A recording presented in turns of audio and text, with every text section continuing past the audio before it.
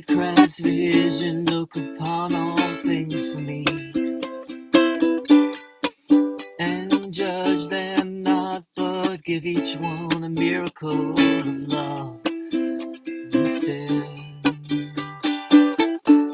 Today I let Christ's vision look upon all things for me, and judge them not, but give each one a miracle of love instead. Our Father knows our needs. He gives us grace to meet them all. And so we trust in Him to send us miracles to bless the world and heal our minds as we return to Him. Today I let Christ's vision look upon all things for me, and judge them not, but give each one a miracle of love instead.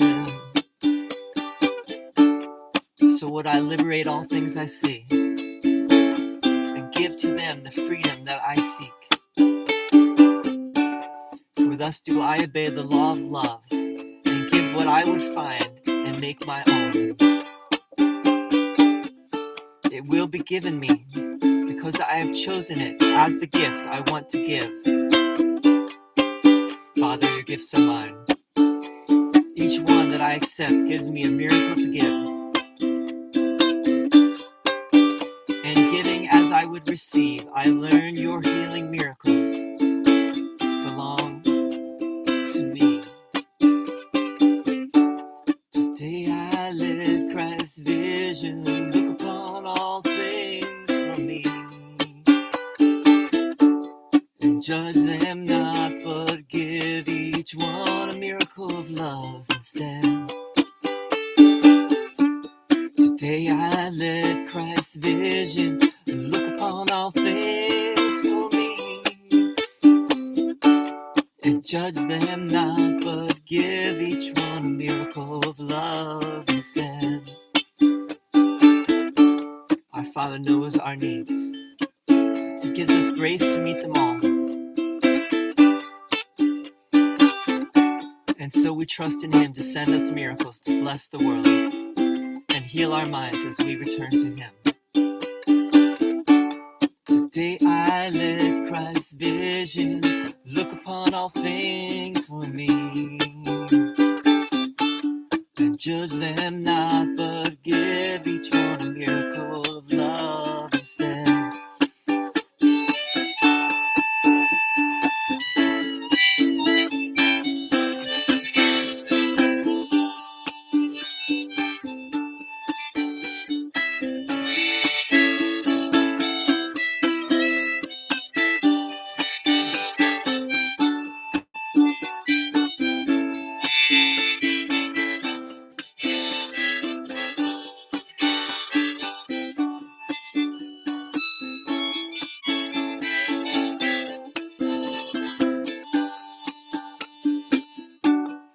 Today I let Christ's vision look upon all things for me, and judge them not, but give each one a miracle of love instead.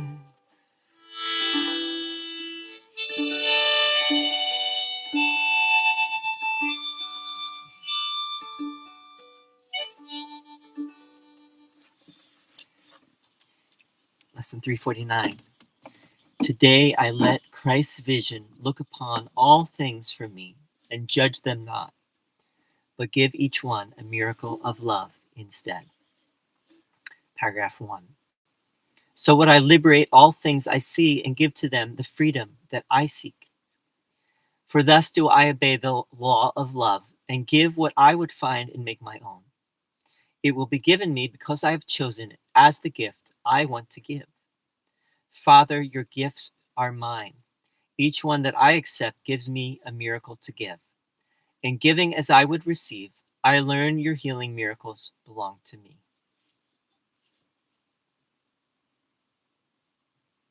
Okay, paragraph 2. Our Father knows our needs. He gives us grace to meet them all. And so we trust in Him to send us miracles to bless the world and heal our minds as we return to him. All right, we're going to go through it one more time. We'll go through it a little slower. Today, I let Christ's vision look upon all things for me and judge them not, but give each one a miracle of love instead. Miracle of love is used quite often enough. I don't know how many times Jesus has used the phrase miracle of love. I oftentimes think of the book Miracle of Love by Ram Dass, and that was a book that about Neem Karoli Baba, stories about Neem Karoli Baba told by devotees of Neem Karoli Baba. And I just wanted to mention that. But I have talked about Ram Dass and Neem Karoli Baba on this channel. I'm going to talk more. I think Ram Dass is one of the great spiritual figures of the of our time period, of our era. He passed, I think, in 2020, right during COVID, I believe. I'll have to check the exact date when he passed, but he was living on Maui. I'm living on the Big Island now with my family, and Ram Dass lived for the last 20 years of his life on Maui. I actually got to see Ram Dass. I'm sorry for this long aside here, but hopefully this is interesting. I got to see him a couple times. I actually met him on my birthday, 2011, I believe it was. My birthday in 2011. So about 14 years ago, I met him. He was in his wheelchair. Anyway, today I let Christ's vision look upon all things for me and judge them not, but give each one a miracle of love instead. Let me just tell one little story about Neem Karoli Baba. This is a great story. His Western devotees who had gone to see him in India would sometimes ask him. They wanted the secrets, like the secret teachings, the secret yoga practices, like how do you become Neem Karoli Baba, right? How do you become the master, or how do you become a great yogi? And one time he was like, I hope I'm going to get the story right. He said, meditate like Christ. And he closed his eyes and he started crying. And he said he lost himself in love.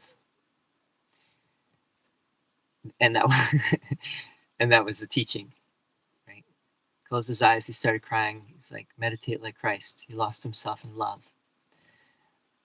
My teacher also, Karunamai from South India, she would say to us, pray to God with tears.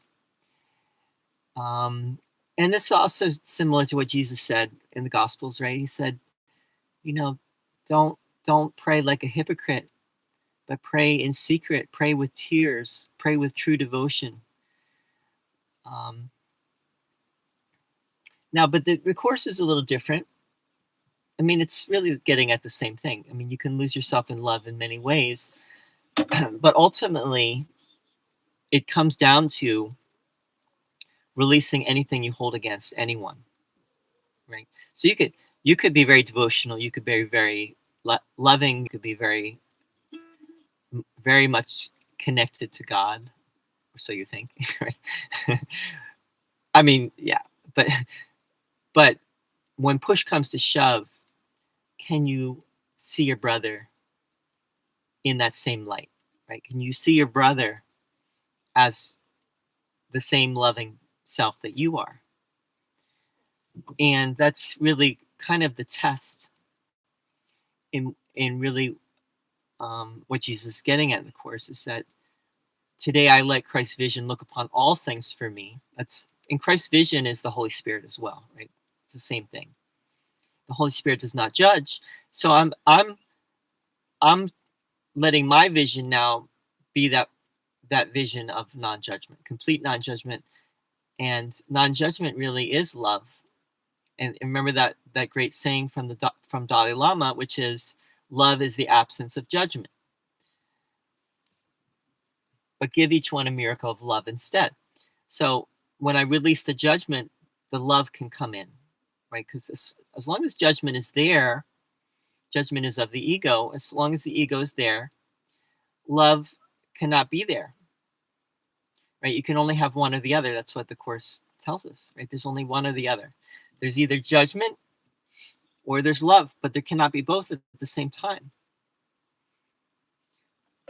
Paragraph 1. So would I liberate all things I see and give to them the freedom that I seek, right? I'm seeking freedom. I'm seeking love. I have to extend that to everyone. If I want that for myself, I must give that to everyone. No exceptions.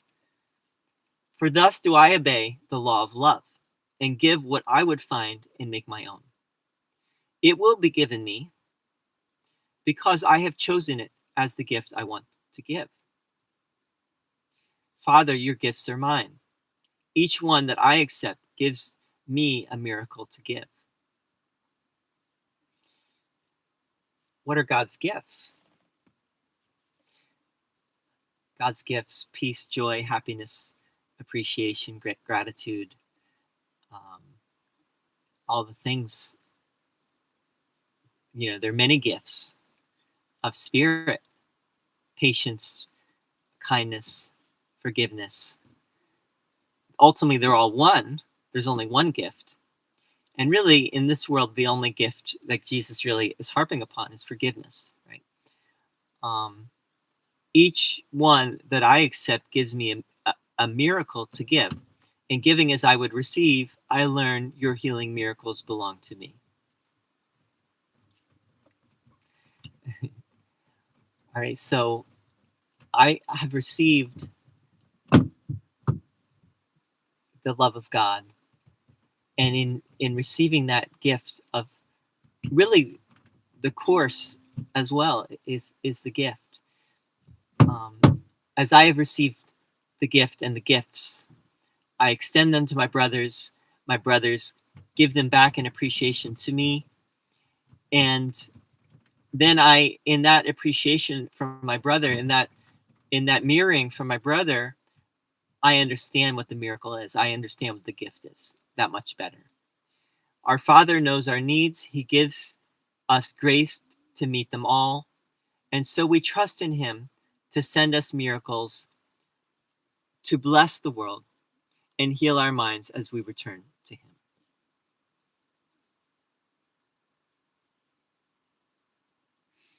Notice how so many of these lessons start with me, right? And they end in we, or they end in us, right? Because that's the movement.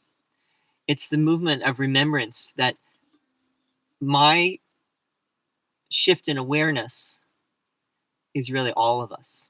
I am a microcosm of the macrocosm. There's only one of us. There's only one sun. I, as the one sun, represent all of us, and we are all one together. We are all one together. Jesus has also been using the word grace quite a bit. Grace is really the awareness, the experience. That is what grace is, right? He has given us so many gifts. If you're on this path, you have been experiencing them, right? If you have on a spiritual journey, you're on the spiritual journey because you have been experiencing grace in your life. Am I not right in saying that, right? You've been experiencing grace. And we only have one need in reality. All we need is love. And ultimately it comes down, like I said, to what the Course says, to extend it to everyone, everything. Remember that everyone has that same need that you do. And trust is a big one. Jesus mentions trust here. Trusting the message, trusting that we are on the right track, right? The universe has our back, trusting the process, trusting the Course, trusting the message. It really ultimately comes down to trust. Hope this was helpful. I want to mention one other thing, because Ari wrote, and I'm gonna write back to Ari. I haven't written yet, but he mentioned how he loves to make music and to record and to do all these things, and that's grace too. Those are the gifts of God that have come into your life, Ari, and don't think that that's in the way. Those things are not in the way at all. Remember the idea that the Course brings of the happy dream, which means, yeah, you could be happy in this world. Why would you deny yourself these things that make you happy or that bring happiness? Why would you think that they're in the way if they are bringing you joy, if they're bringing you happiness, and they are your livelihood, and you spent a good chunk of time in your life getting it all together? Why would you think that you need somehow to transcend those things? No, the Course is not telling us that we need to change anything externally in our life. Remember that this is a very important point to just remember, and trust that this is what this Course is saying, is you don't need to change anything outwardly or externally. You don't need to change what you do or your circumstances or your living conditions or your job. Let me turn the light back on here if I can. A second. Give me a second to turn this light on. You can't see me now, right? Not that it matters, but I thought the computer went off for a second there. You don't need to change anything externally. What you need to change, the only thing you need to change is the way you think about things, with the way you see things, right? That's what needs to change, is your judgments about anything and everything, right? If you're judging, this is bad, this is wrong, this is, those are things that we don't. These are judgments that the world makes, right? The world is full of judgments, right? These people are wrong. This is wrong. Republicans are bad. Democrats are bad. I don't know, Brazilian prime minister is bad, or I don't know, but ultimately, we cannot make those judgments, and those judgments, really what they do is they just add stress and tension. And let me just say this: you can make those judgments, and you can also still be unattached and unaffected by those judgments, because that's also external. Those kinds of judgments are external. What we're talking about is peace of mind. If you can make those judgments and still be in your right mind, more power to you. What we're talking about is judgments that bring us into a state of suffering, misery, depression, anxiety. If you can do those things and not be in that, hey, that's great. In general, most people cannot do that, actually.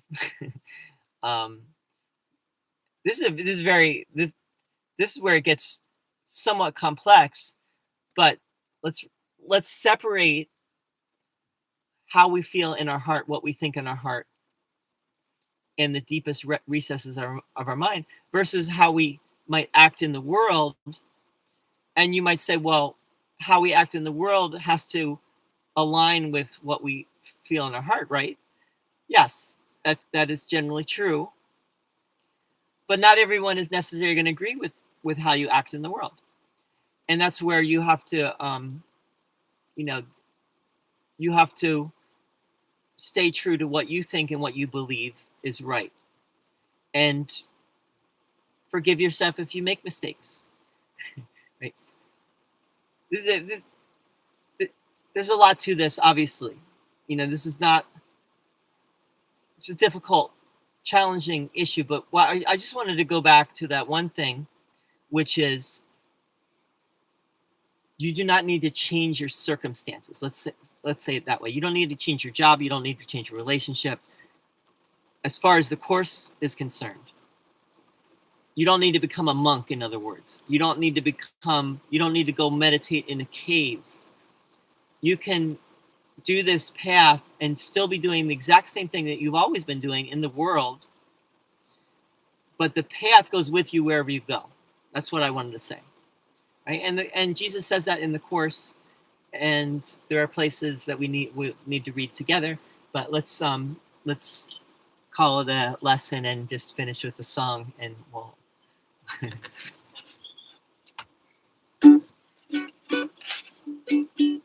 I hope that was helpful, and that I kind of maybe got into something that's difficult issue that we'd have to get into more. But keep it simple. Peace and love. Today I let Christ's vision look upon all things for me.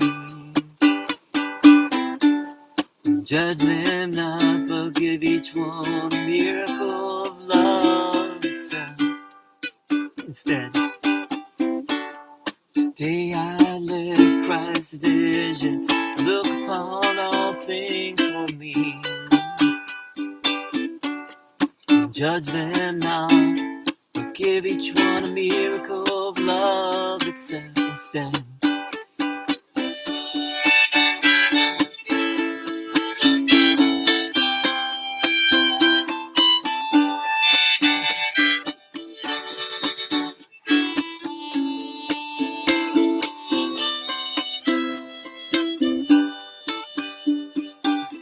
our Father knows our needs. He gives us grace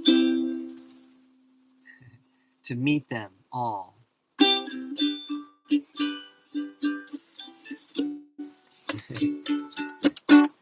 Sorry. Let's go back to the... Today I let Christ's vision look upon all things for me. Judge them not, but give each one a miracle of love instead.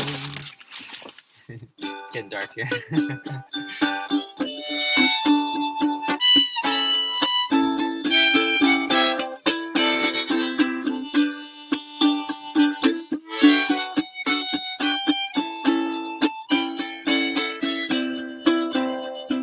going to put this in my own words.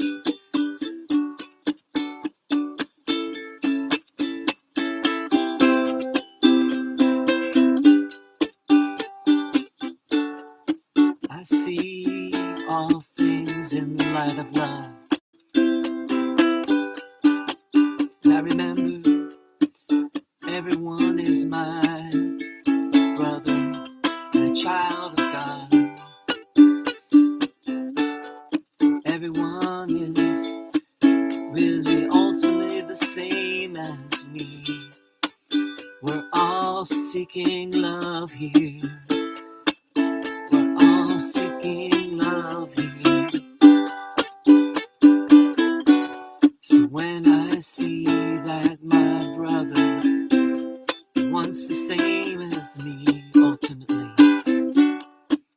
I let go of all judgment, and I see my brother just as his loving self, as her loving self, as their loving self.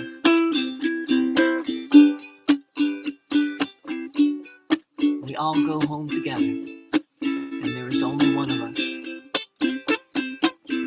There's only one Son.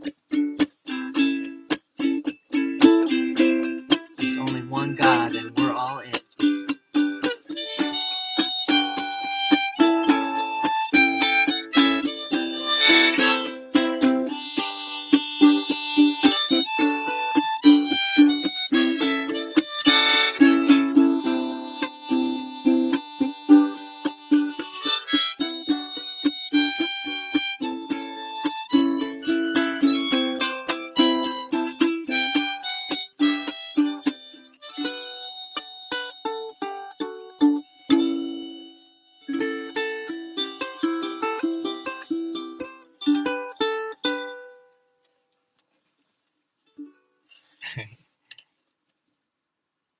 Peace to you, peace unto you, blessed day, evening, moment, wherever you are, and see you very soon. Thanks for tuning in.